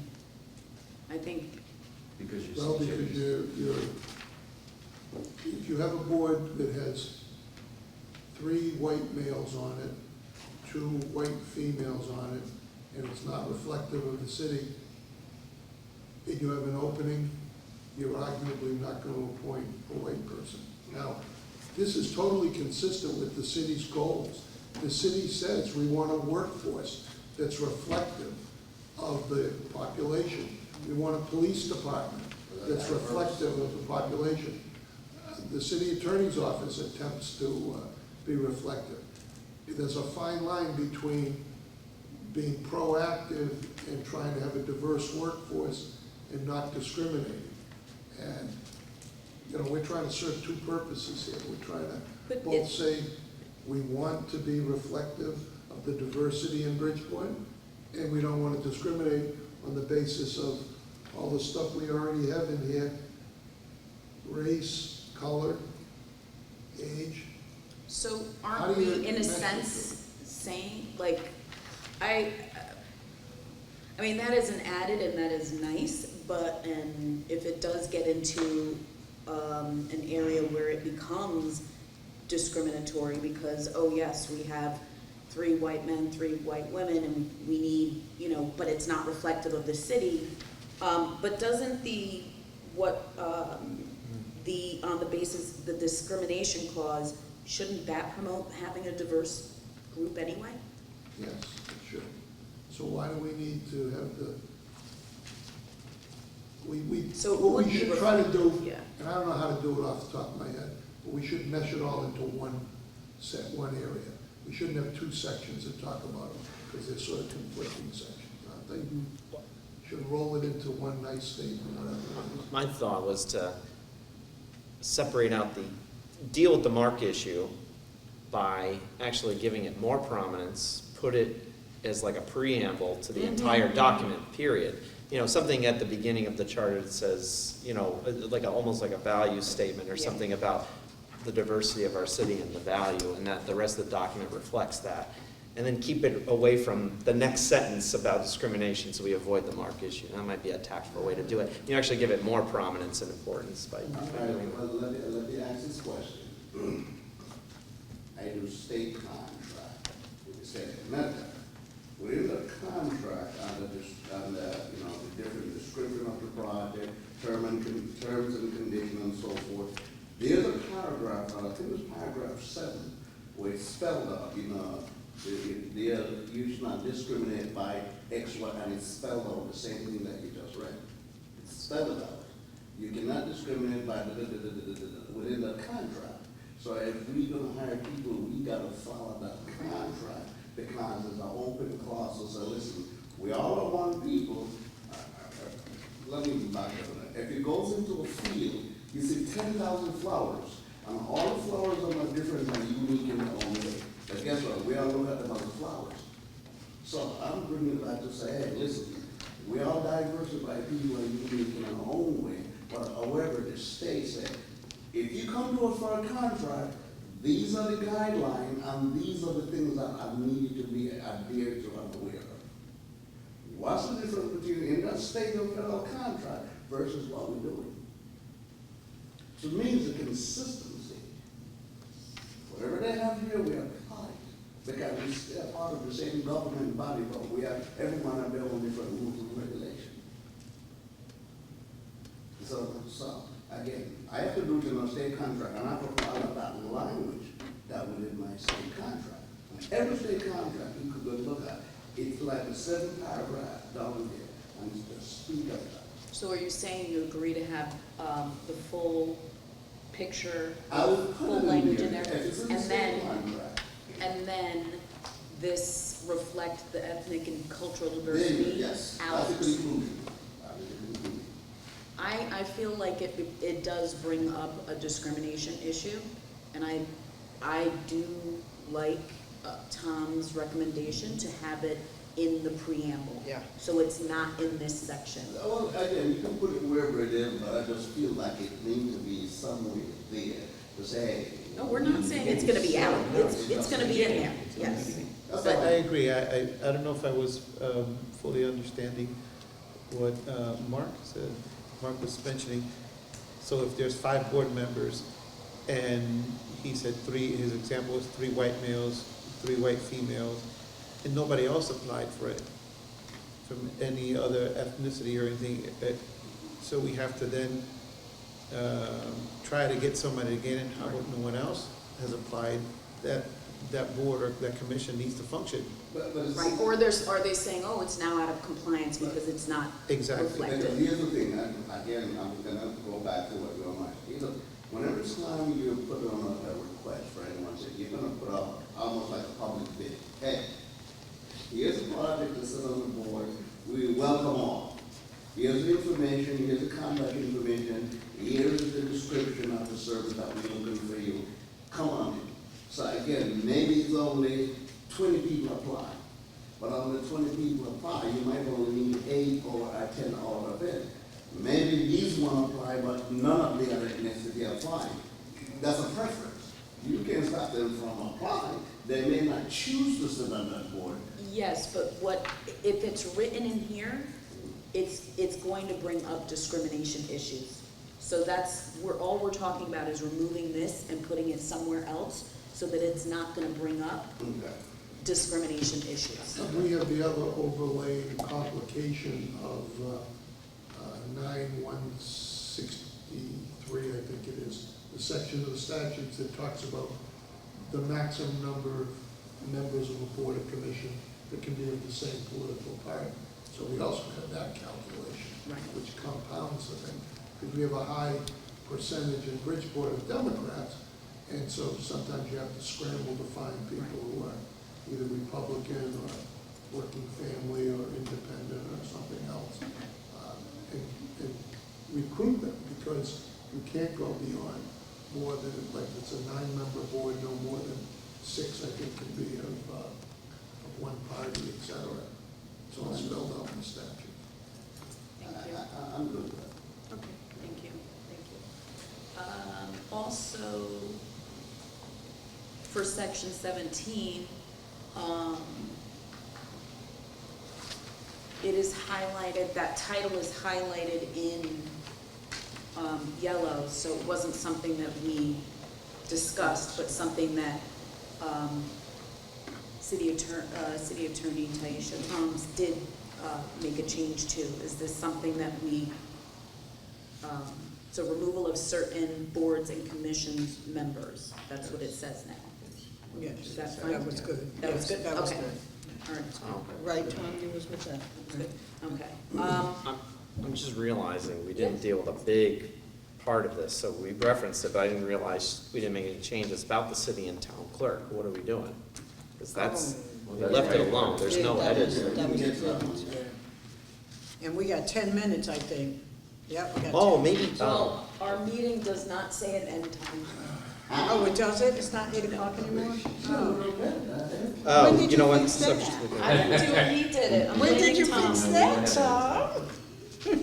So, well, after our first meeting, when we went over time, just like I said we would. Mark said we shouldn't do that anymore, he's right. Okay, so Tom, can you just, what were you saying again? What page? Assistant to the, well, okay, so, Yes, section there's all that, okay, page 5, Page 5 of the draft. Yep, Of the of the draft. Yeah, we're working Draft from the 2, I draft. mean. Draft Yeah, 2. draft 2, that's what we're working from. In section C and D, we still have an election for these 2 positions. Okay. But everyone is talking as though we decided we're not doing that anymore. But we haven't officially made that change, so what are we doing? So we're gonna make that change, right? I don't know if we actually came to that conclusion that we were not going to do it. So I guess we have to decide think that. the only caveat that I put out there was who, if we make it into a deputy position Right, by civil service, right. who are they accountable to? So, Okay, clarification. It's not, so there'd still be, not just a deputy, there would still be a town clerk and city clerk. Right. But instead of getting there by way of election, they would be there by virtue of appointment through civil service. Right. So now, Mark, the question's gonna be, Your turn. I guess we have to decide if we're going to do that, who the appointing authority is, to John's question, right? Somebody's gotta make the appointment. Who is that person? Well, if it's gonna be in civil service, is it gonna be? It's a appointment, hiring. Or are you gonna advertise for the position and let people apply? By testing. That's gonna be my next question, Mark, because, permission to speak. In our last two meetings, in the meeting here, the first meeting here, the discussion came up in the other meeting. The issue that the city talks about is salary. Now, if you appoint that person with a title, the title becomes a dollar sign that's attached to that title. You know what I mean? So you're not only changing that person's title to a deputy, you also changing the salary to as well. That they're not gonna take a title without a salary. That's a budget problem. Yeah, we took that off the table, the whole salary thing's off the table. Budget. That's not. Okay. Well, no, I'm just, clear because. No, you're again, correct, the but we appointment took that off the It's table. not because of appointment anymore, so I'm giving you like a position.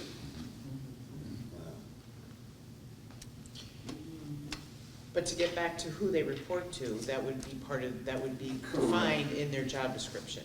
Who do they report to now? Well, I guess Well, because, that's the thing, the The electorate, electors. because they're Oh, elected. yeah. so like, here's the problem is, so somebody's gotta be the appointing authority, and like, it depends on who it is, right? If it's, the chief administrative officer, the mayor just appoints, and then there's nothing. But if it's chief of police, there's a whole section of the chart that talks about how you get there. There's a testing process, and then there's a selection, the top 3 names are sent to the mayor can only choose those top 3. But you're So- talking about town clerk and city clerk, and you're talking about civil service, so they wouldn't be appointed at all, they would be hired. No, When you talk Well, to Steve right? Madnick, what did he say? Are there other towns that do it other than by election? I assume the answer. Oh, a is ton of yes. us. He said the modern trend is moving away from Is it elections. appointed Elections, right, positions, or he is it said that. competitive? When he was here. See, I didn't get that far. I don't know. So the question is, Can you pause for a moment, because there's some confusion Maybe, going on. maybe Tom should check with Steve Madnick and see what the statewide, there's gotta be a sample out there. There's probably 2 samples. One, people doing it appointed, and one doing it competitive. As long as we're going in this direction, let's not reinvent the wheel, let's see what he has on his machine. yeah, I'm fine with that. But that answers your question, Jana. Who do they report to? Or if they do something bad, who yells at them? And it's all about who's the appointing authority. So is the power, since they're appointed, and whether they're appointed through a formal process, testing process, there's a testing process for chief, but ultimately the mayor is the appointing authority. Right. Or they're just some that are just directly appointed. But at the end of the day, they're still an appointing authority. So is it the mayor that appoints them? And then the question is, well, and what's the process to get there? And how formal is it and how drawn out is it? Or are they hired? Like lots of other positions within the city. They're still, even when they're Do you know what I hired, mean, they're the still, difference? they're still appointed They're though. appointed, they're still appointed. Well, no, I think if you're civil service, you're not serving at the pleasure of the mayor or. So we have like the police and fire chief that are specifically appointed for 5-year terms. Everybody else, you're absolutely right, you serve except for just cause removal, once you become a civil servant. So let's see. And by appointment, I don't mean that they're removable by the mayor, because they're not. Like, the mayor appoints the city attorney. He can't remove her. She has a term. She's stuck there, 4 she's years. there for a term. But they're still an appointing authority, someone Question- decides. Right, Yeah, and the right. question is, these other communities, when they do this, do they do term, or do they do straight civil service? I think you might be better Okay. off letting Tom get. We gotta get a sample. sample and see, yeah, okay. I'm sorry. That's a good point. Yeah. Are these 2 offices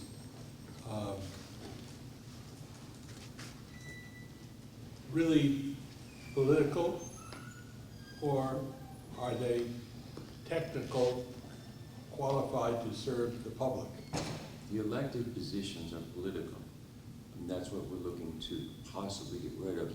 They're necessary then- by Then state why are we, statute. if we're looking to change it from a political position, i.e. the one that is elected, or number two, are they serving, they've got the authority to whatever, but are each of the clerks, the town and the city clerk, are they important to the work of that office? Are they? Yes. They actually do Is all that the work. do they Yes. do The the work? elected, They do all the yes. work. Are you speaking of the elected ones? Or to Well, that's what, Or are the you city talking about clerk the is ones that aren't? elected, Lydia is elected, I know I'm not supposed to mention Assistant. names, but the town clerk is elected as well. Right. That's been for years. Right. But at election time, do they ever go out politicking? I don't see their opinions being heard or listened to or featured. And yet they cover, the landscape they cover is a wide range of important civil activities. But the job is technically done by the assistants. I am aware of that. That's why, but I'm calling this into attention because, is the choice between leaving it alone the way they are right now, pass on by, is it to remove those folks and look for who has the authority to supervise, and when the stuff hits the fan, to clean the fan, okay? And who has the power of supervision, authority to supervise, but the power to appoint? If we pull this election type of thing away. But then aren't they, so the assistants are gonna be deputies and they're part of civil service, correct? Yes, they are, So aren't they who is- today? Are they? Yeah, that's what I was gonna ask. They are. They are, So right? then, So both of them would be civil servants now. so then, isn't there accountability? It's just a question of how do they, really the debate we're getting at, if you get rid of elected officials and you appoint them, who appoints them? And what process they have to go through to get there? The deputy gets there because, as the charter says, the city clerk in their office and the town clerk in their office appoint the deputy. So they're the appointing officer for the deputy. Okay, well, how did the city clerk get there? Well, they get elected. So the question is, if we undo the election, now who decides who sits in that seat? Raises another question. In the town clerk's office, they have multiple deputies or assistants, I guess they're now called. If you're gonna have a full-time town clerk, why do you need multiple deputies? Well, it just permits them to have it. It's ultimately up to the council to fund the positions. And you need to change the titles from assistants to deputies if you're gonna have full-time professional city clerks. You're making the deputy position deputies because we have political appointees at the top. But they're really not assistants, they are deputies because they do so much work. Do it all. I'm not sure. As Tom said earlier, in some organizations and even some of our city departments, the assistant police chief is higher than the deputy police chief. Yeah. So there's no consistency of title, just because somebody likes the term deputy. It's the But- duties and functions of the job But description. it's different, the police department is different.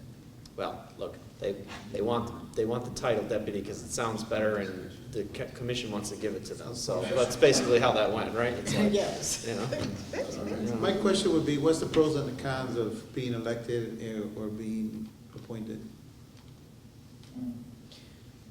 Can I, just based on the presentation that they made, the training that they go through and the expertise that they have to have, if they are at the whim of the election process, all the training that they have gone through and all the certification and the continuing education and the knowledge that they have is lost, and a new person is brought in by the electorate, which is why the deputy or the assistant is so important, because they're really the ones who remain consistent.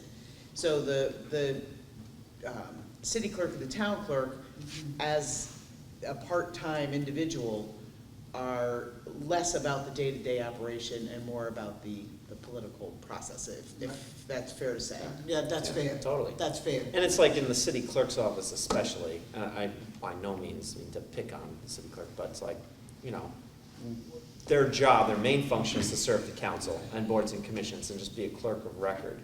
Well, why is it why is that political in nature, as you asked? Like, why is that a political issue? What's the electorate care?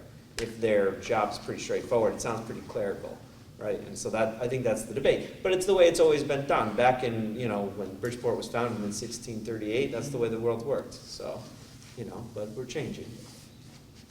All right. So tell me Evolving. when you're gonna look into it. Yeah, it sounds like we gotta do some research, yeah. Thank you. So number 3 on our agenda is the discussion of freedom of information, other legal requirements regarding records, retention This should of be- city documents. It should be easy. Thank You you. should not do anything for the charter, This because is- it's all governed by state law. The state librarian and the state records, Do you have sure. I was gonna walk around and make sure she got one. But, thank you. The state records retention laws dictate multiple, you'll see this is all on the state librarian website. These requirements dictate how we maintain our records in the city, and I would most like of them to have to be. just enter this as Exhibit You 2. Sure. Oh, for today. At the bottom of the first page, onto the second page, there's a variety of categories that cover everything. And a lot of these requirements are up to 20 years, you have to maintain the records. Excuse me, Madam Chair, I thought we had exhibit 2 as a public hearing, so, yeah, belonging to it. One is approval of the meeting, the other one is. No. Oh, that's, okay. That's an agenda. No, we have to make two? No, the only exhibit is The draft, right? the draft, Yeah. and this is Exhibit 2. I'm sorry, go ahead. No, there's really not much to say. I know it says FOI and records retention. FOI really has nothing to do with maintaining records. It has to do with production of records when people make third-party requests. The records retention statutes govern what records have to be kept and for how long, and that's why we have an archives. We used to do it all in-house. Now the city is contracted, and a lot of it goes out to off-site facilities because of the volume of records. And that's dictated by the duration that we're required to keep certain things. It differs by category, but as I said, a lot of the records have to be maintained for 10, 15, 20 years. So you should not get into any of this dictating, don't shred records. When, I know this came up with, we want to put something in that says a new administration can't shred the records of an old administration. Well, it's a criminal act if you do that. Destruction of public records is an offense. It's all governed already by state statute, so you don't want to get into that area, and there's no need to. And that doesn't mean people can't shred duplicates or drafts. They're not official final records. But if it's an official record, it's a violation, criminal violation to destroy it. Do you have a blank one of these that I can have to? Sure.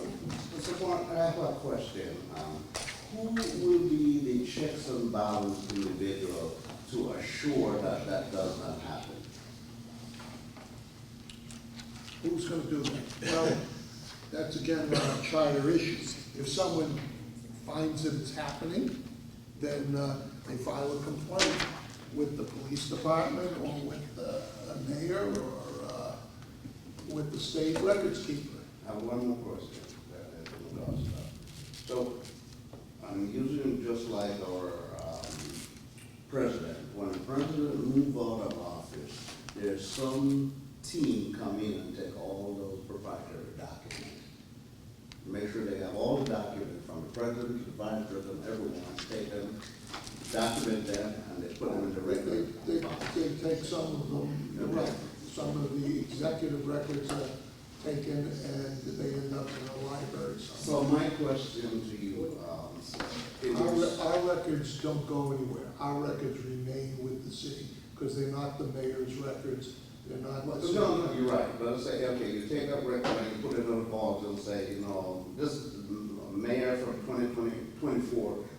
of city, then this man start his new record, whatever, when he's out, he put it in there so they identify them. That you're right, they don't leave the city, but they have their own, record keeping. We have an archivist who gets boxes delivered to them regularly from all the departments. And there's probably more of a volume to archive things when an administration comes or goes, because you want to clean out your stuff and put it into storage. But if it's personal in nature, you keep it. You didn't imagine they went into the mayor's bathroom, did you? Thank you.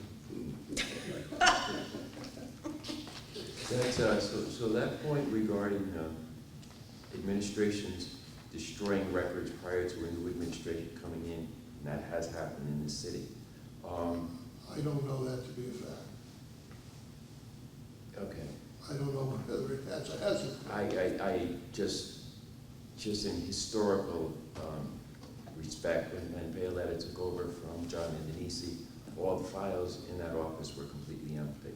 The filing Well, cabinets someone were should empty. have initiated But a my probe of question, that. my question to that is that if something like that happening would be brought to the Ethics Commission, Conceivably, or conceivably, but also, to be honest with you, if something like that happens, it's a violation of state law. So putting a charter provision and saying don't do it is a meaningless overlay. So we have enough issues we're dealing with here. I think that you shouldn't get into things that you don't need to do. The purpose of what I handed out was to assure you that the state has already legislated what needs to be done. I'm sorry. But oversight is something that's important, that it is at times very aware that no one's doing the type of oversight that would have discovered things. And so that might be an important issue to raise either in a charter for smooth operation of government or in an ordinance. Well, what are you gonna do with, I mean, look, I don't disagree with you, you're gonna create an inspector general's office or something, Maybe. you know? I mean, Maybe an oversight, commander of oversight, CO. Maybe we take an an office that was created by the current mayor 8, 9 years ago, accountability and integrity, and assign the responsibilities there, which is not covered in the charter or an ordinance, I expect. I think you're right, that's another job that is not defined anywhere. Okay, yes, ma'am? Can I just ask, FOI and record retention, I don't believe is anywhere in the charter at this moment, is that right? Correct. And so I'm just wondering why it even came to the table.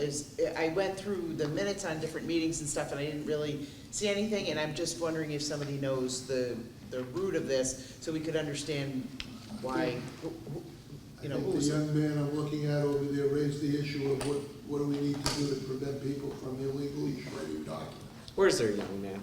Oh, okay. I can knock it out. Okay. old guy.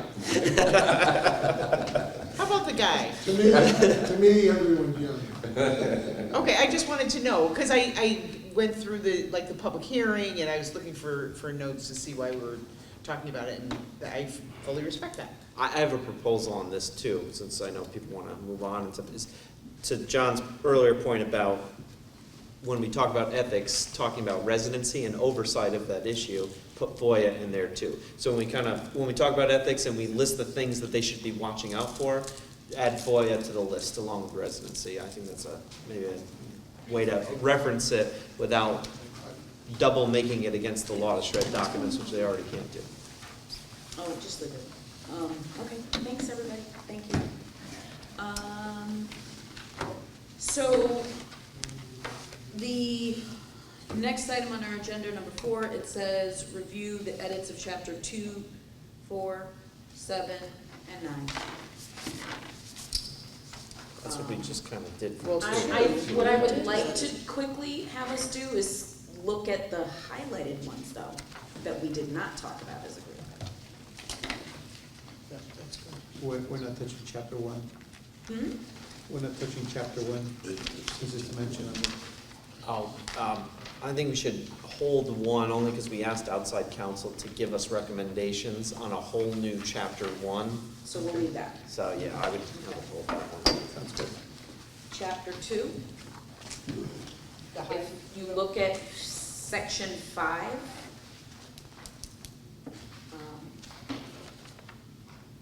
she made modifications that were part of what we had discussed, but then added an elector and of city, an elector of the city of Bridgeport. So I think she was just going through the documents. She might have looked at this, but, to clarify that. Could I just ask one, or just mention one thing? It is throughout the document, certainly in section 2 there, in section 5, and really kind of in section 4. Yeah. Getting back to the word, using the word resident and using the word elector. An elector is a person who has the right to vote. And I just feel very strongly that in the city of Bridgeport, we need to say the word resident. I mean, resident and elector. You know, it doesn't say that you have to be a registered voter. Elector doesn't mean you're a registered voter. It says you have the right to vote. But I feel like losing the word resident, we're missing the point of a very big problem in our city. Just wanted to say that. So when it says to be an elector of the city of Bridgeport, you feel that it's not clear enough that we need to have residents? Yeah. And you could argue that you have the right to vote if you live in Bridgeport. That is true.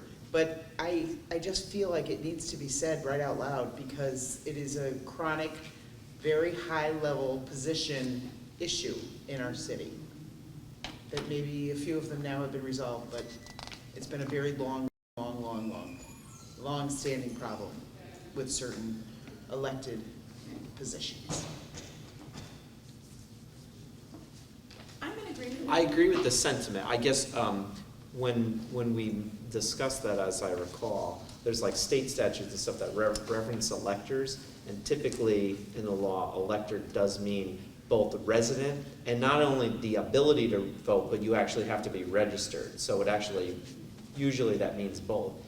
So there's two ways to do this. One is every single time it says elector now, we can change it to resident and elector. The attorneys might argue, well, you're double stating the same thing if elector does mean that. The other way to deal with it is in chapter 1 when we do all the definitions. Define elector as resident, which I totally agree with that. Yeah, that's- So we yeah, can maybe yes. define elector I in would chapter be fine 1. with that. I would be fine with that. Yeah, I agree with that. So, Chapter 1.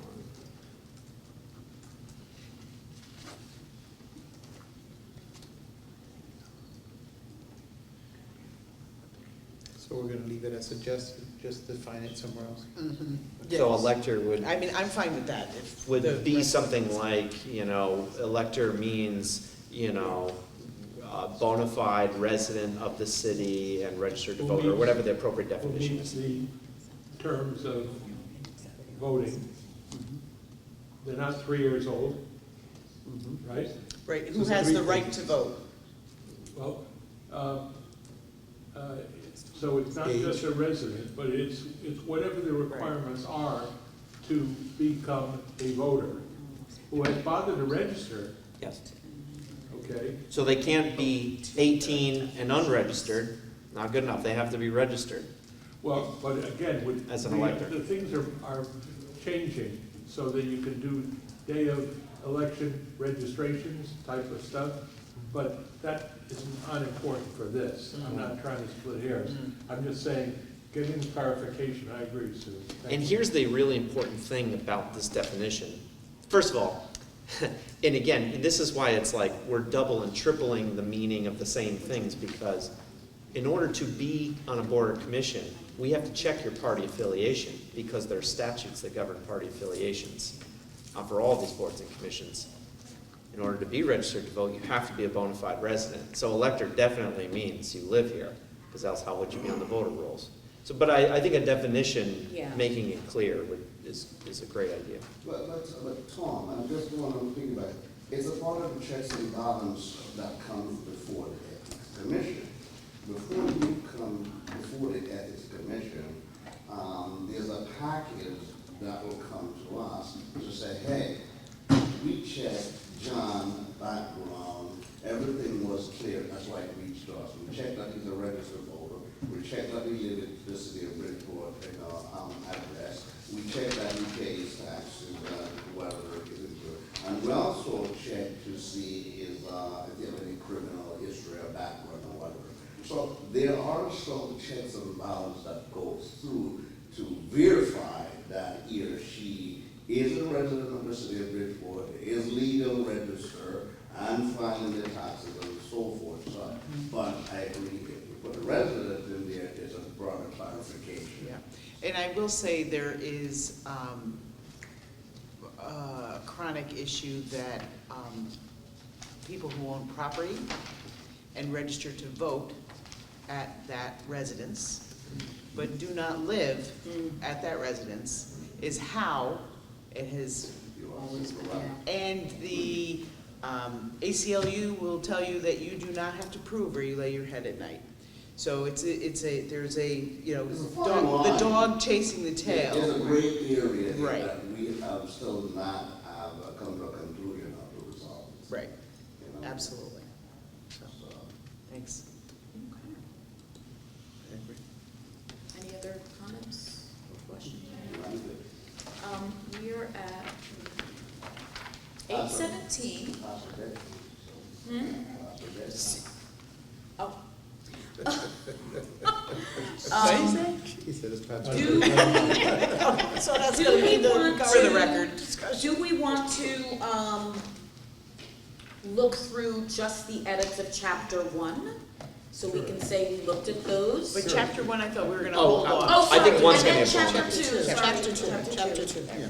Do we want to do that? Yeah, let's do it real quick, go right through it. I feel like we did a pretty I think it's- good yeah, we job have- of 2. We beat 2 up tonight more than I thought we would. We did spoke about The only, no, vacancy. so section 6? 6, We crossed. C, she highlighted. So that was about the bonding requirement. So all wait, is it? No, No, that's- May she by crossed ordinance. everything off, Oh. the sheriffs What and was such this? officials, page 7 at the top of the draft. What- So what- she- Yeah, that is the bond issue. So what it, yeah, That the is bond. the bond. Oh. The bond. That is the Oh, it is, That's you're right, the sorry. bond. Yeah. That is All right, so then, we're good with that then? Mhm. Let's go to section 8. She had including all boards and commission members to this. But I have a question, Madam Chair, if you don't mind. This is give the bond, right? Give a bond, but what are the requirements for the type of bond you need, 10%, 5%? Does, again. Is that something that we dictate though? You know, you Do can- we dictate that? But the city, there should be some, anytime you give out a bond, you go on this across the board, and again, I'm speaking from experience, I have to issue a bond just about every month, 3 or 4 bonds. But it's always dictated percentage based on the liability that bond has to issue to cover. So issuing a bond is like a broad brush you're painting, but where the definition come in where the type of bond that you have to issue, that will hold the city harmless for any error and omissions. That's where it comes in. You know, they might come back and say, I'm gonna give you a $500 bond. I'm only gonna give you a $5,000 bond. But what is the city requirement to protect the city? Well, it looks like it's, as such officials as the city council may by ordinance direct they're the ones who are given the bonds. Okay. So maybe when we get to that, To your point, Steve, it doesn't say, it says with respect to what the city council can do, they can choose which positions need to be bonded, but it doesn't say how the bond's determined. So the language is kind of clunky, actually, now you point out. So it's got to say something like, the city council shall by ordinance establish, you know, I don't know, something, you know, Taisha can write it, somebody can write it, but somebody that can establish the requirements for a bond which shall apply to the sheriff, so we can make the sheriffs mandatory, so that seems to be the consensus, and any other positions they deem appropriate. It has to be something that Yeah. has to protect the I see city your that's point. government. Yeah. Correct. Yeah, this needs to be reworded. Yeah. Yeah. Working on, Steve, working on language too? To establish a bond requirement. All right, thank you. This almost makes it sound like the city council needs to be bonded. Is that what it's saying? No, it's saying the city, well, right now what it says is the sheriffs and whoever the And- city council deems appropriate shall be bonded. And what we want to change it to is the city council shall by ordinance come up with basically bond requirements for the sheriffs and anyone else they deem appropriate. There's a stipulation. There's something missing in there. Yes, there's a stipulation missing in there in terms of what type of bond requirement and how it's gonna hold the city Yeah. harmless. So we need to- Talking about something else. Just the words, it's, right now it says the city, the sheriffs and such officials as the city council may, by ordinance, direct. Stop, right? Shall, They by direct. ordinance, direct. So anyone that they direct. Okay. But they're saying the sheriffs and the city council. No. The sheriffs. Yep. And such officials as the city council may direct. Now, in there you have this little clause, how does the council direct them? By ordinance. It's clunkily It written. is clunky, yeah. So. It makes sense, but it's That language clunky. needs to be cleaned up. I'm hearing you. Put commas around that clause. Well, but the problem that Steve raises, he said, It doesn't define, it doesn't define the bond, Yeah. and it doesn't say who defines the bond. So right now what it says is the sheriffs and anyone that the city council deems appropriate has to be bonded. And instead what he wants it to say, I think, is the city council shall by ordinance basically set up the requirements for bonds, which shall apply to the sheriffs and anyone else they deem This is a appropriate. very good example of where you should defer to an ordinance, because you may want to change it periodically depending on including, taking out, changing the amount with inflation, that so kind should of it thing. just come out? There you go. Is there already an ordinance? No, I don't think there is. You No. you could just shorten it up and just say, the city council shall by ordinance provide for the provision of Bonding sheriffs. bonding sheriffs and such other entities or individuals or positions as they deem appropriate. But it also has to be current and active for the duration of he or she position. Well, someone's gonna have to monitor to make sure it doesn't expire at the end of the year. and not- So every year, what you do, you get a updated bond that reflects Yeah, whatever the bond inflation goes or whatever 1 the year. case may be, so that they are current. Because again, an error in omission can happen, it doesn't send you an email, doesn't send you a text message, things just happen. But at the same time, we want to make sure that the city is pretty much doesn't hold liable for any of those errors and omissions. Can you suggest language that the city council ordinance committee? I could. That would be helpful. Something to get understanding at the time, but I think it's important to have that in there. Yes. You're creating the direction here, continuing that in the charter, and yet reflecting the details in an ordinance. Okay, thank you. So that was section First. 6, subsection C. And we have section 8. It's just the redundancy. That's just the Are we jumping over 7, going to 8? What is We're this? only looking at the highlighted, Oh, okay. Got it. so, because these are things that she included that we did not discuss. Got it. So, anything with 8? Okay. How about section 10, registrar of voters. Hey, before we turn the page on that, can I just say, it starts off with, there shall continue to be 2 registrars of voters. Why would you put continue to be? The charter is the charter, so I would suggest just pull out continue to, and say there shall be 2 registers of voters. Where's that at? That's section 10 on Bottom page 7. 7. It's not highlighted, but it's just. So you it's just- said- But we were just doing What are you highlighting. saying? I'm saying it should say, there shall be 2 registrars of voters. Right now, it says continue to be, and it's just sort of, But we were just doing the Mark, highlighting. That's fine, it's a quick little. yeah, it's not, it's minor. I'd like to debate it. Almost No, done. I'm kidding. But we can just- I'll have to kill you. Hold on. Continue to be, okay. And then, so we're wait. So on the top of page 8, it says for the remainder of the vacant term, she added that. Yes, Yeah. We're all good with that? yes. Okay, we can say we did chapter 2. We did chapter 2. Well, we looked at the edits, that's all.